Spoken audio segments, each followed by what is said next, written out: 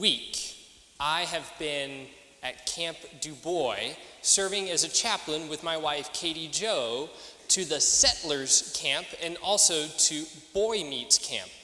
Boy Meets Camp is a shorter camp. It starts on Wednesday and it ends on Friday afternoon, and that's from first through third graders. And then the Settlers Camp is a full week camp, and that is for third through fifth graders. It was a smaller camp, only 30 of them, 28 of them really in total. I'd like to round up rather than round down.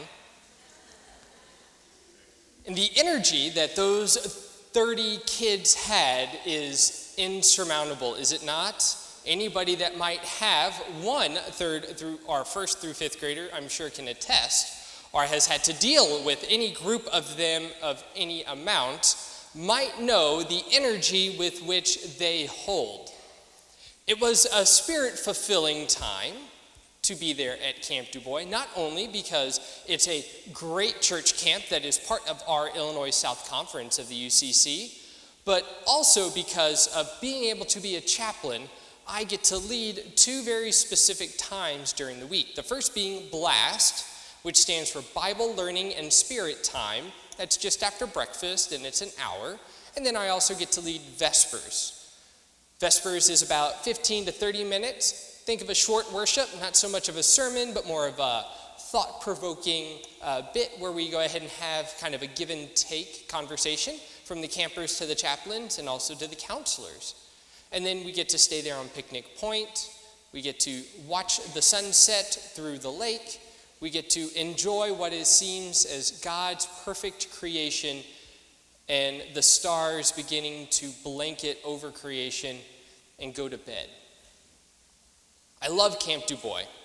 I love Camp Du Bois not necessarily because of the space, but also because I myself was a camper at one time, not at Camp Du Bois, but rather at Slumber Falls Camp, which is another UCC camp of the South Central Conference. Over 80% of pastors, according to Ray Beiser, who is a former director at Slumber Falls Camp, understand their calling into ministry from outdoor ministry. They understand their call from God in outdoor ministry. Slumber Falls Camp is where I kind of shaped my calling, my understanding that God was nudging me into a pastoral role, into a ministerial role.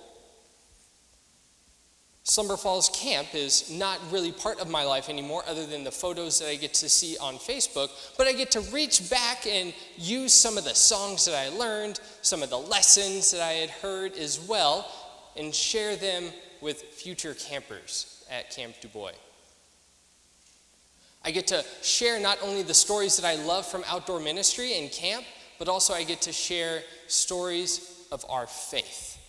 I get to share the stories that have shaped and molded not only me, not only you, not only these generations which are sitting inside of this building, but the generations that have went on since the time of Jesus and beyond.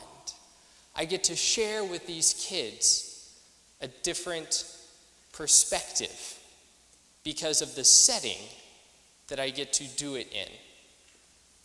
Last night, my wife and I had a night off because we took from work and we went ahead and went to go see the play at the Muni 1776. It was cool, rather it was hot because it's the Muni. We had our little fans and that definitely helped out.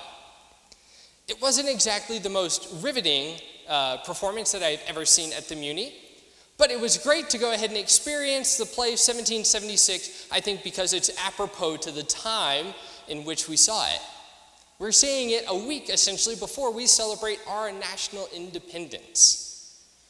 And I always love hearing the preamble to the Declaration of Independence.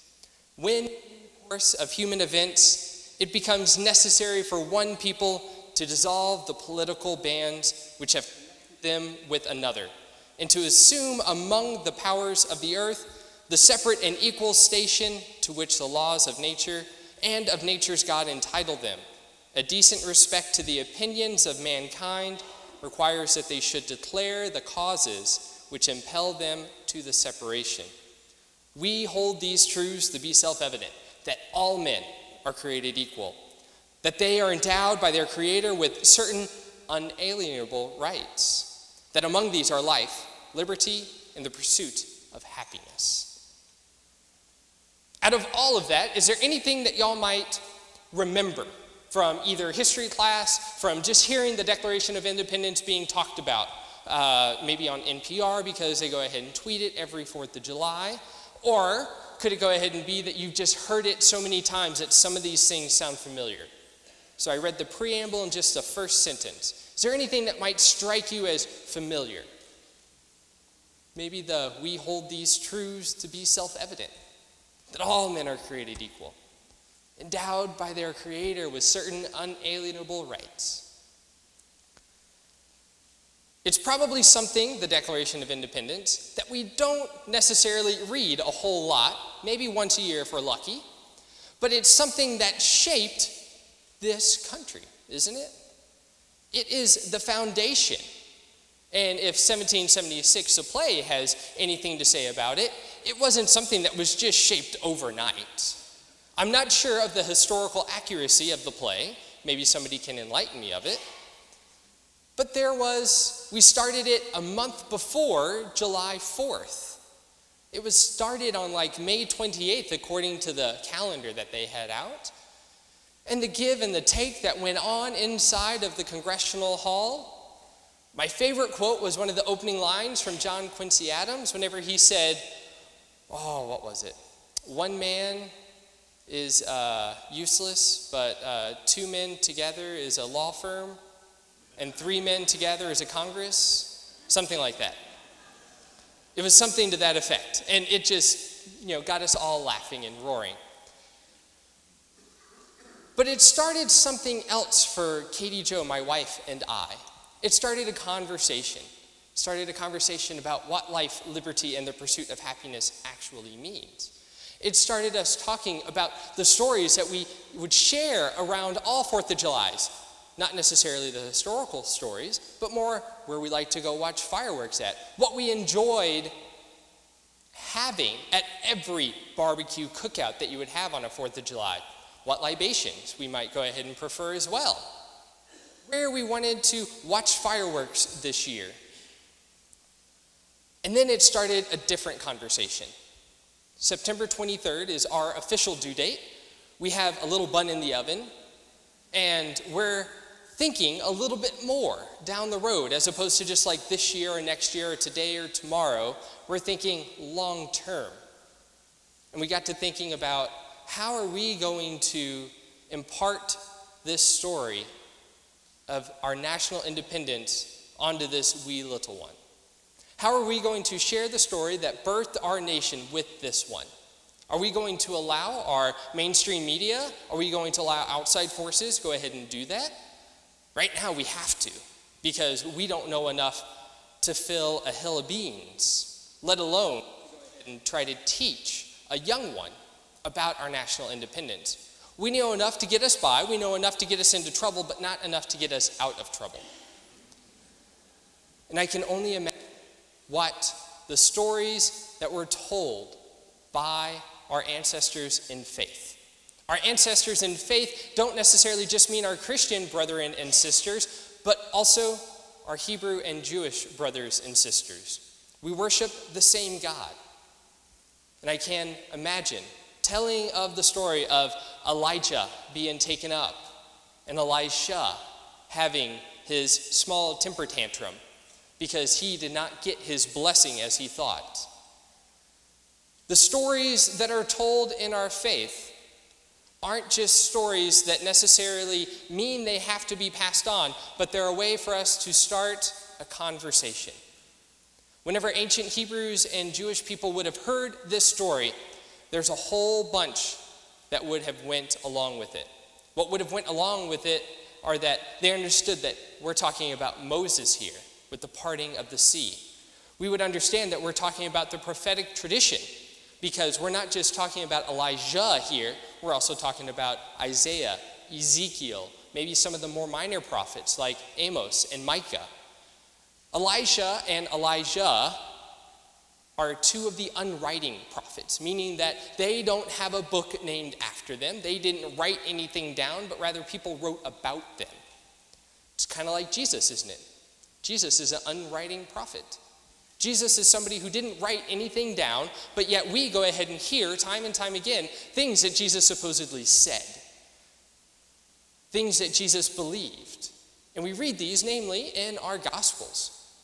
If you go ahead and check out the lectionary for today, the Christian people that would have went ahead and converted to Christianity were probably, a lot of them, of the Jewish heritage, and then some of them being from pagans as well. And I love that Jesus reaches back and hearkens to his Old Testament background. Again, just like last week. This week, Jesus tells people to follow him. And one guy goes, "Oh, you know, Jesus, I will follow you wherever you go. But first, I need to run home and bury my loved one." And Jesus goes, "Let the dead bury the dead, and the living tend to the living. Because what I'm doing is I'm looking to go on." Kind of another dichotomy. And then there's another one that comes up and goes, "Jesus, I will follow you, but first I need to go tell my family goodbye." And Jesus says, "Those who put their hand to the plow do not need to turn back, because surely they will not be ready to inherit the kingdom of God." Harsh words said by Jesus, written by someone else. I wonder how those words have changed as they were written down. Maybe an extra word was added, or a word might be omitted. We have this kind of literary criticism that we do in biblical studies. We have this historical context, which we also do in our Bible studies. And we do things differently than what they did back then. But this is an oral tradition that has been handed down time and time again. It's not necessarily meant to be just there, but instead it's meant to be a conversation starter. It's supposed to be the launching pad from which our faith not only begins, but also the faith and how it grows. 1776 is a story. That's a book, apparently, and I need to read said text. Maybe I'll understand the play a little bit more. But 1776 is a story that started a conversation for my wife and I about how we're going to shape this wee little one to become a citizen that is faithful to their country, but also is faithful to their faith. As we go ahead and share these stories with not only our child, but also as we share them to other children during Camp Du Bois and other summer camps that we go ahead and participate in, as we share them to other people who we visit. It's not just for us as preachers, as pastors, as people that are in professional ministry, but this is also a burden which we all bear. Because it's maybe not something that we say whenever somebody goes, "Oh, wow, this is an interesting tidbit of scripture," and then you have to do a little theological exegesis on it. But instead, whenever somebody has an experience in life, and you can tell them your experience of faith that you have had, and you get to share and start that conversation with them, that is how we go ahead and become like Elisha. Not Elijah, but Elisha. That is how we go ahead and pick up the mantle that has been left there.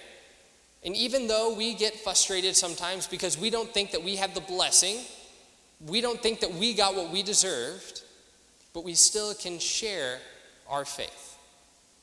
We can be like those who said that they would follow Jesus. We can be like those who said that they were going to be the original disciples. And Jesus rebukes them. But the rebuke also has grace in it.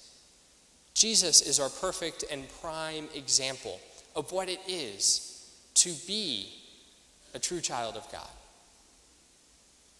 And then it's our duty, it's our job to go ahead and share what that looks like to us in our lives. as we go around and as we go out today, doing whatever it is that we're doing, whether it go ahead and be volunteering here at the church, during Sunday school, during Bible study, whether it be out at Schnucks or Deerbergs or Shop and Save, whether it be at the gas station filling up your gas tank. It's our job to not be the ones who rebuke others, but it's our job to follow the example that Jesus gives us. It's our job to share our faith and to let the stories which we know, which we hold close to our hearts, to go ahead and be the conversation starters. Amen.